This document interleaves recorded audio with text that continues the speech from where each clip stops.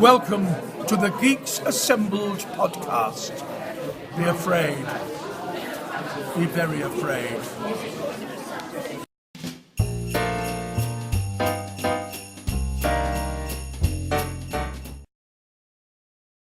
Hello and welcome to Geeks Assembled, and this week we are talking about a seasonal film from the 1980s which was released in the summer of 1984. Go figure. It is the Spielberg-produced Gremlins. It's fondly remembered by a lot of people. This was a film what changed the ratings of movies. Back in the day, Spielberg demanded that the ratings would be changed, and the Hollywood went with it. So this is Gremlins review, and we're going to go with Jason.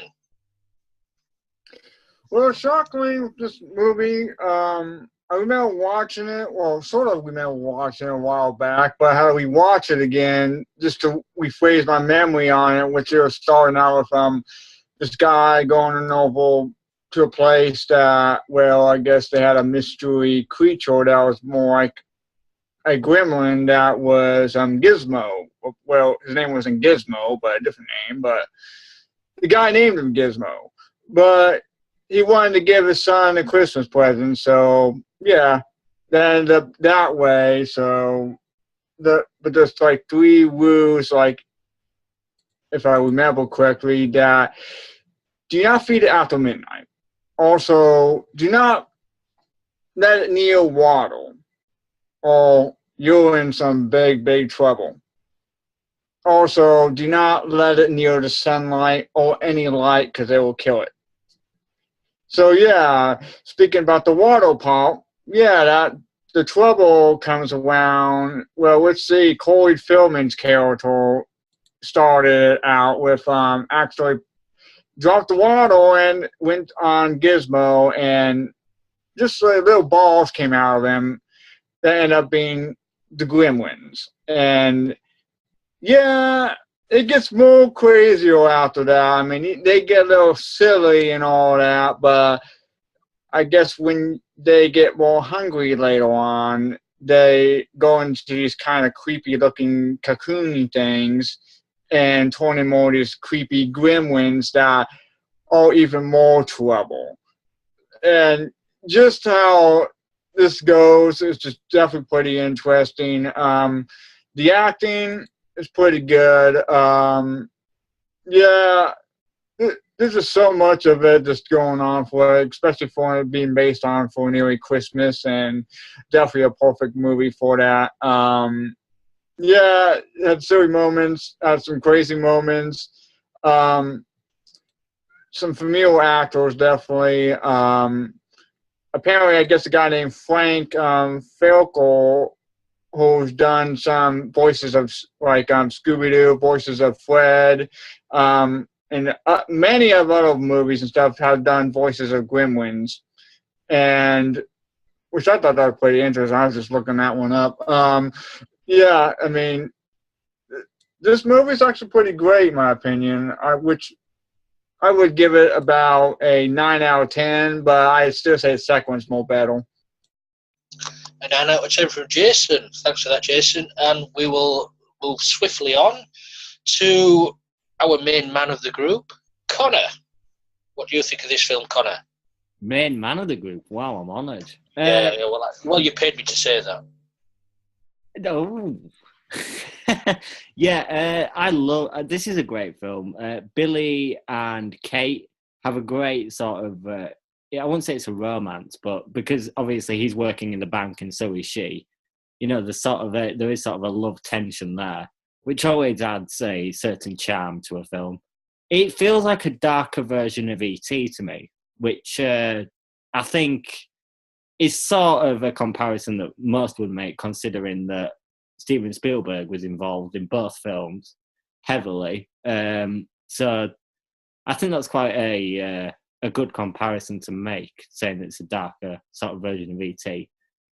Chris Columbus, who wrote the script, wrote the first two Harry Potters, so I'm quite familiar with his work, and this is just another sort of this is probably what made his career, because he's so famous now. He does all the kids' films. He's a great writer, and I think he really made a very powerful, charming but darker script for this one.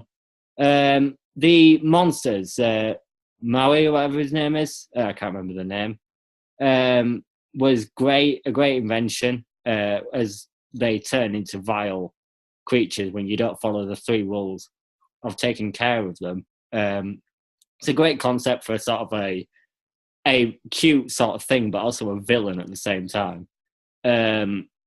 So yeah, I think overall, really, this is quite a charming film. I don't really have a lot to say about it, because I know that a lot of people will say more and probably go into how much of a classic it is, but I think this is a true sort of classic. So I think overall I'll give this an 8 out of 10. Thanks for that, Connor, and you've got to be thankful for Wikipedia, haven't you? Moving on, we'll go to Beef Dad and see what he has to say about this 8 seasonal film. Well, the main character has got a dog. There is an old lady in the town who owns half the town, and she's the richest woman in town, and she hates his dog and she wants to have it put down. Does this sound familiar? But of course, nobody sings Over the Rainbow. Key Luke is in this. Plays the grandfather, the old wise Chinese man, brilliantly. He's just a wonderful character actor.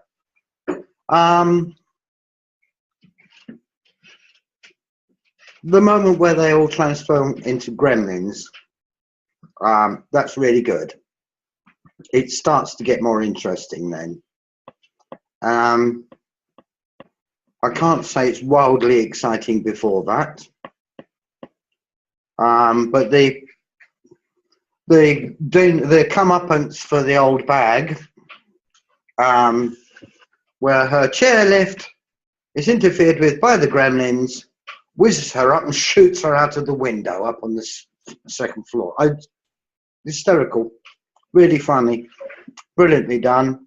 And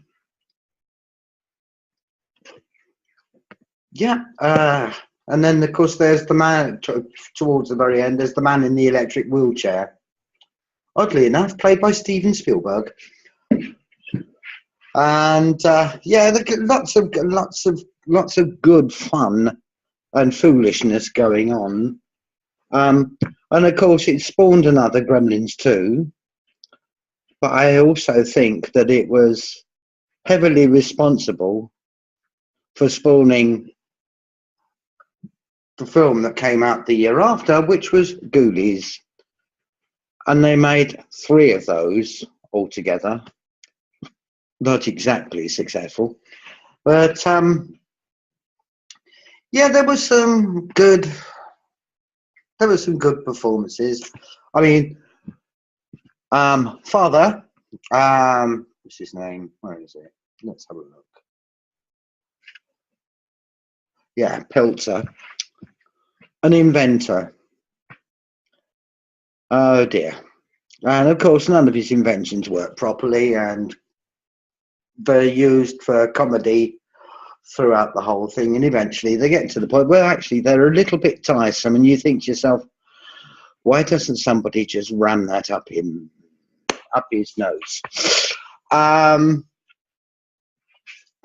Corey Feldman's in it, but really isn't given a great deal to do, which is a bit of a shame, because he was always a superb actor.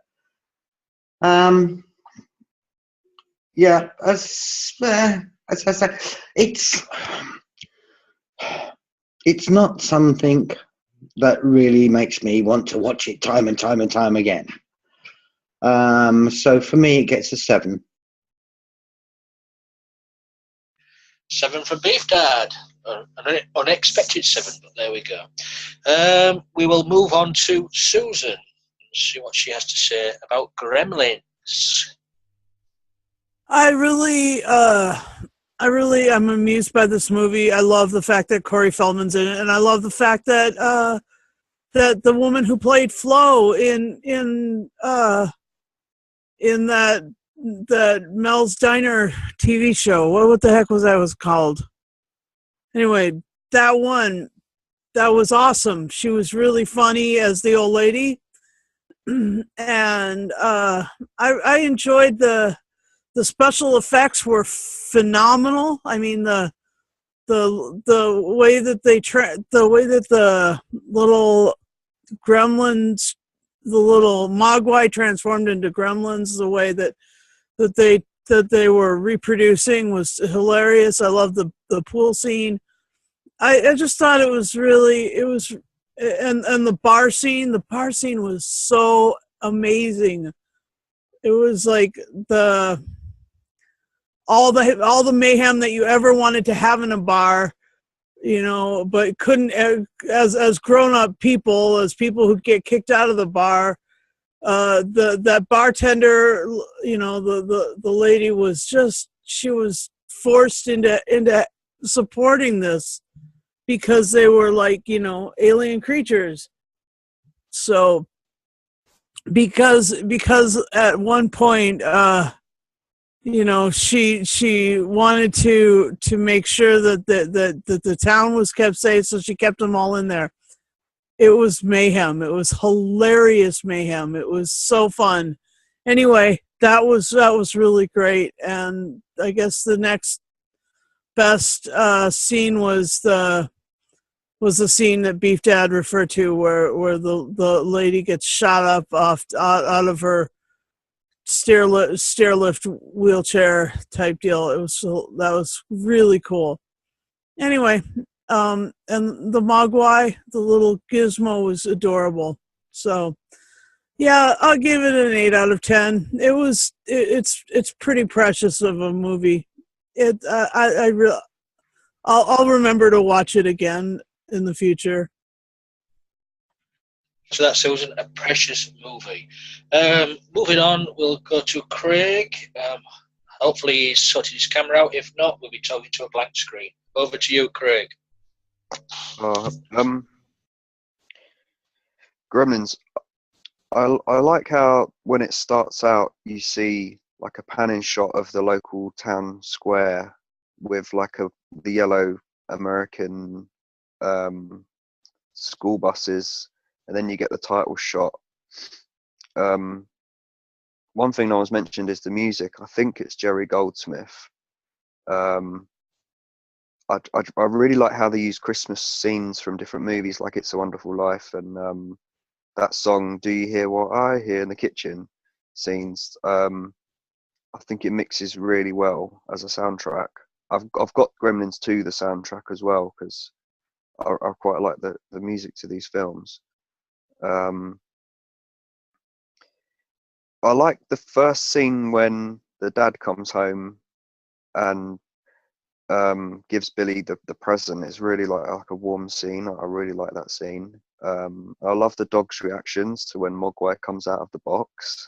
It's like the dog probably thought it was a real thing, and I think it's really cute. I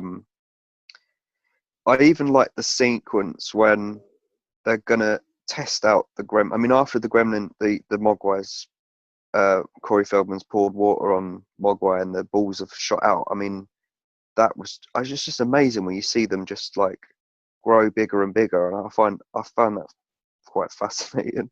But the scene where he takes them to the school to get checked over by the science teacher, even that one panning shot down when it's all snowy, and I just really love that shot in particular. And I would say, like, for on-screen deaths, this is like, it's a movie where you don't see any blood. You see a lot of green gunge, but you don't actually see a gremlin physically kill someone or eat them or anything. You see an old lady get shot out of a window, and the science teacher gets injected in the bum. I think he gets injected in the bum. But it was just that's how good it was. And I didn't realize it was Steven Spielberg until I looked more into it. I didn't realize it wouldn't have struck me as a Steven Spielberg type of film.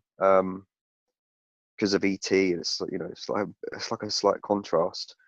And Gremlins as well. When I was trying to think about what Gremlins were, it's one of them impossible questions. I can't answer because I don't know. I keep thinking, what is a gremlin? Is it a demon? Is it a ghoul, an alien? It's like Gonzo from Muppets. Is he a parrot or is he an alien? I don't know. But it's one of the life's dilemmas that I'll have to get to one day. Um, yeah, I mean, even the Chinatown sequence is brilliant, and I love how they revisit that in part 2, and it's just the same. But the only difference is you can actually see Mogwai's feet. They add feet and legs to him and make him walk in part 2. I like also the really touching moment is Billy and his girlfriend when she confesses that she lost her father when he slipped down the chimney dressed as Father Christmas and broke his neck, and that's quite a sad sequence. But I think that they may have played upon that in Gremlins 2 because they made not a joke, but she also she did exactly the same scene, but it was someone else who'd passed away, and it was as if it was like a comedy factor where they watched it back and thought, oh, maybe we were a bit too heavy in that scene in Gremlins 1. I'm not sure, but yeah, and I thought they were a really cute couple as well. And I like the bit where Billy's in the car and he's gonna go drive to the swimming pool with the dog, and it's like his car won't start, and you're just rooting for him for the car to start, and it's really cold outside, and yeah, I kind of like this film. I think I'm just going to rate it, and I'll give it a 10 because I've seen it so many times, as you can tell. A 10 from Craig there. I was going to ask Alec for his review, but he seems not to have watched the film. So over to me. As I said before in the introduction, this is a Christmas film which was released in June of 1984. I don't understand that, to be honest. Why would you release a Christmas film in the summer? And there was a cameo from one of our other cast members, but we won't talk about that. It is a brilliant film. As you say, produced by Steven Spielberg, directed by Joe Dante, who has directed quite a few famous films. And it is, as Beef Dante says, it's a bit slow going at the beginning, but once you get to feel for little Gizmo. I mean, it's a little cute little thing there. And then once the water gets added on and pop, all these balls fly off and they grow into these other gremlins. You can see that it's going to be bad, especially when the dog gets hung up with all the Christmas lights outside and all that. And then, as I said, the old woman gets to come up with the stair lift, as Beef Dad said, very reminiscent of the Wizard of Oz with she wants the dog. And it's pure comedy as well with the gremlins in the bar, with the flasher gremlin. That just made me laugh. And also when they all disappear out of town, it's all silent in the town, and they all end up in the cinema watching Snow White and the Seven Dwarfs, singing along to Hi Ho, Hi Ho. Right, that is a comedy gem there with all those puppets of gremlins just singing there to Hi Ho, Hi Ho. It's fun. And also as well, as I said before, this got the movie industry a bit flummoxed and a bit irate because of the sort of violence in this. And Steven Spielberg would not take it out of the movie. So he told them to review the age restrictions on each movies, and he got this changed in America.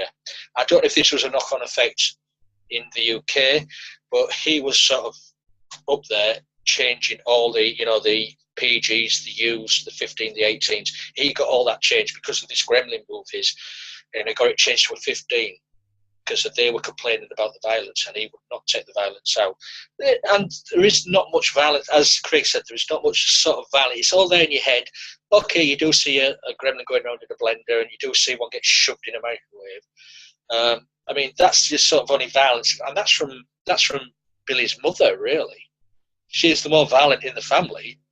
But apart from that, it's not that violent. It's funny because you're imagining this stuff, but yeah, it still lives up to date. I mean, it's from 1984. I love watching this film. Put it on every Christmas, watch it, have a laugh. So for me, it's Spielberg. It's fun. It's ahead of its time with the puppets, and Craig Gonzo. We don't really know what he is. We just call him a Muppet. Gonzo's a Muppet. So I'm giving this a 10. To be honest, I love this film. So we'll open the floor up to anybody else who wants to speak. Hey, Lee, you show us your whole jumper there. This one. That's so cute. I'll show you the back if you can see it. Can you see that? Oh, wow, that is awesome. That's an awesome jumper. Apparently, it's a limited edition, according to Craig. I don't know. I got it last year. But... And Craig, it. show us your Mogwai behind your head. Mogwai sings. If I can you see that? Ooh. Oops.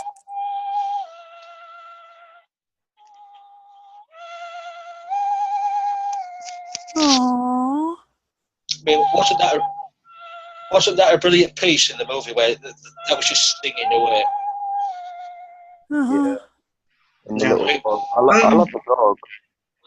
Speaking of the Wizard of Oz, did you notice when the two police officers, I believe it was, noticed that she had shot out of her upstairs window and was lying in a heap on the ground? The shoes were red. Oh. Oh, brilliant.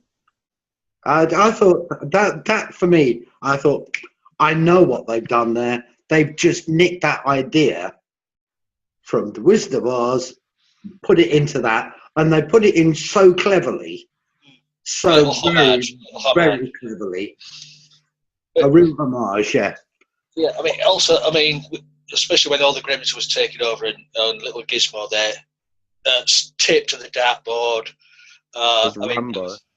Oh yeah, and then little Gizmo got into that little pink little remote control car at the end. That was just brilliant.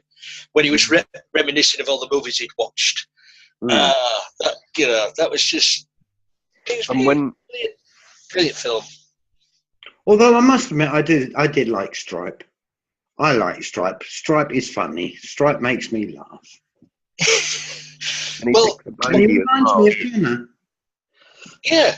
I mean, most of the Gremlins were quite funny in their own way. I mean, there was that one where they were playing cards and there was one dressed up as a woman. Yeah. Yes. Lipstick and blonde wig. I mean, so cute. So cute. I mean, yeah, it was a mild horror sort of film for kids, I suppose, but it was still funny in certain parts. I love the Futtermans as well. What? Oh. Mrs. Futterman. And I'm glad they brought them back in part 2 as well. The racist Futtermans. When he goes to check the TV aerial and his sweet wife, she's so sweet. It's all this foreign stuff. The bit that scares me in the film is when there's a gremlin in the Christmas tree. It's a bit like when my cat jumps on the Christmas tree and goes crazy. Yeah. Well, that's what I said. I mean, most of the violence comes from Billy's mother. Yeah. I mean, she's got them knives out. She's stabbing them on the breadboard. She's putting them in the blender. She's shoving them in the microwave. I mean, would you think she's such a violent woman? When mums go bad. And when they scratched the cinema screen as well. It was nice to see Robbie the Robot. Oh, yeah. Yes. Oh, and Forbidden. Oh, is that part 2 with the Forbidden Planet robot? No. That was in part 1. Yeah. I mean, there was a section in there where the dad was on the phone, and I know it's not, but this guy comes from the other phone booth and walks past the father. I could have sworn it was Peter Capaldi. In his younger days, with his dark hair, I could have sworn I had to press pause and go back, but I know it's not. I looked on the credits. I know he was acting at that time, but he wasn't. It can't have been him. But just check that. Go back, and it's the spitting image of Peter Capaldi. Please tell me who. If you're watching this, tell me who that guy was. Well, it could Peter have been Capaldi. him, because sometimes they uncredit people. Exactly, that's why I was looking on the credits, but I thought, well, it might not be. It did look like him as he went by, but I doubt if it was him. And as for the guy who played the father, he was a well-known singer in a group, Three Dog Night, I think it was, and all like that. But he wasn't in it much. He was only sort of the beginning, at the end. With his inventions, and at the end when everything was going across. But during it, when all havoc broke loose, it was such joy, this film. Anybody else want to say anything else about this movie? The Gremlins laugh right at the end if you listen to the credits right at the end, so you know that they're still around. Well, right at the end where, Gizmo comes out and says goodbye to Billy, but also as he's coming out the house with the Chinese guy, and the dog's on the porch, and you hear bye bye woof woof. I love that bit. Bye bye woof woof. It's just a good. Well, shall we say it's a family film? Is it a family film?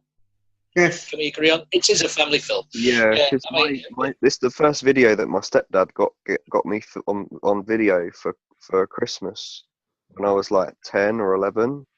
So that's why I remember it so well. Yeah, I remember watching it with my two. Yeah, I mean, it just got. I mean, I just say it uses the Christmas songs so well in this. As Craig said, the soundtrack is brilliant. But I just can't understand why they released this sort of film in June. Can anybody explain? If you're watching this, have you got an answer to why would they release a Christmas film in summer? Actually, they did kind of explain that one. There was somewhere in this DVD.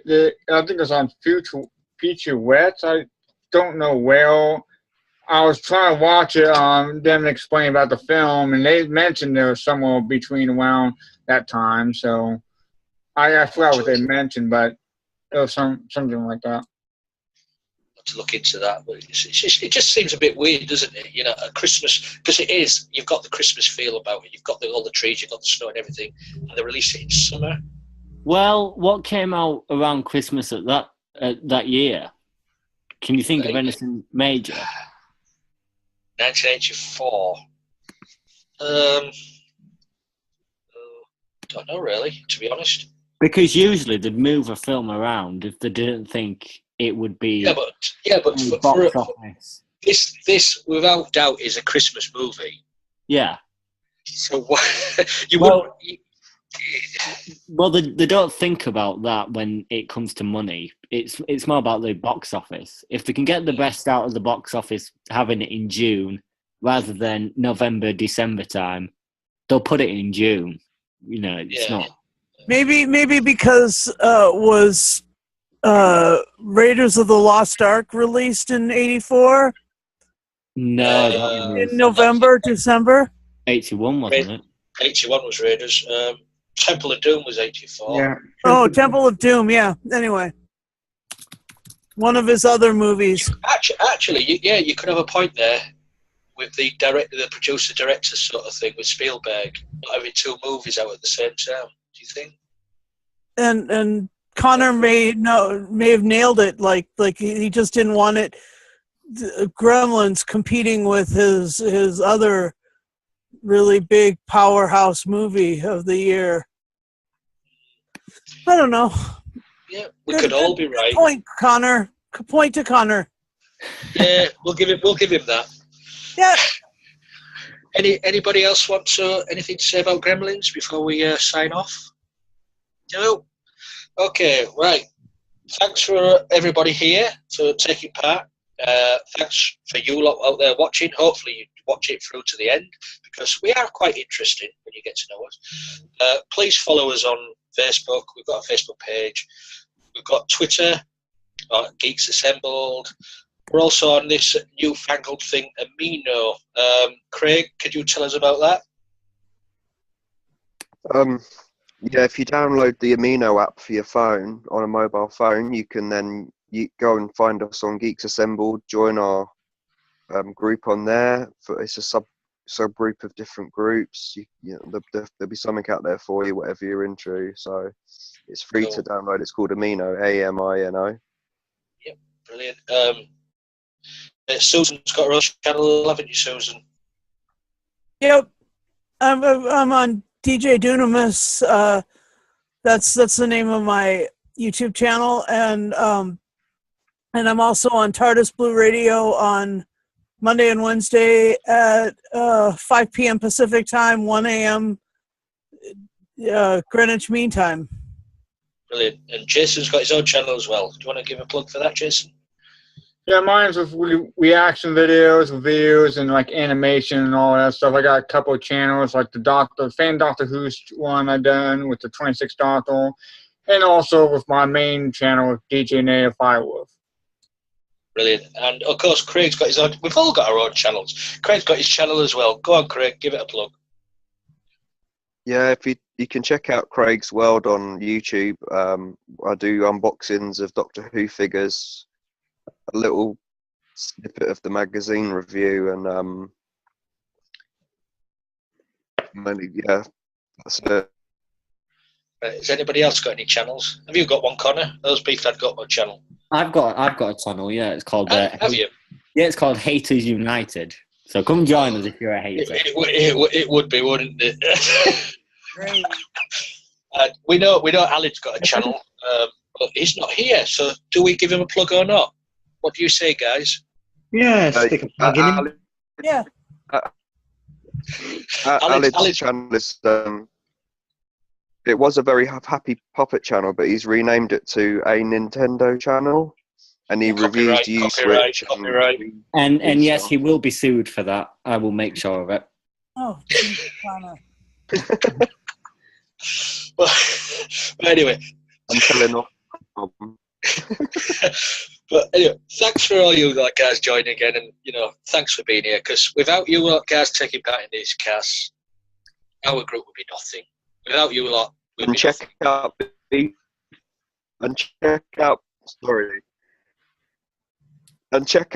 Dad at Timeline. He's going to be there at the next one. Time Lash. That'll be another 8 months until then. So 10. Oh my October. God. October. Time Lash 3 is October. Right. Thanks for you guys again, and hopefully thanks for you people out there. Please subscribe to our channel, and please comment below. We'd like to hear from you. Let us know what you think of Gremlins. Let us know what you think of our group, if we could improve what we do, and also any suggestions what you'd like us to talk about. So please, everybody get involved. Everybody's welcome. So from me and everybody else here, we'll be seeing you next time. Merry Christmas.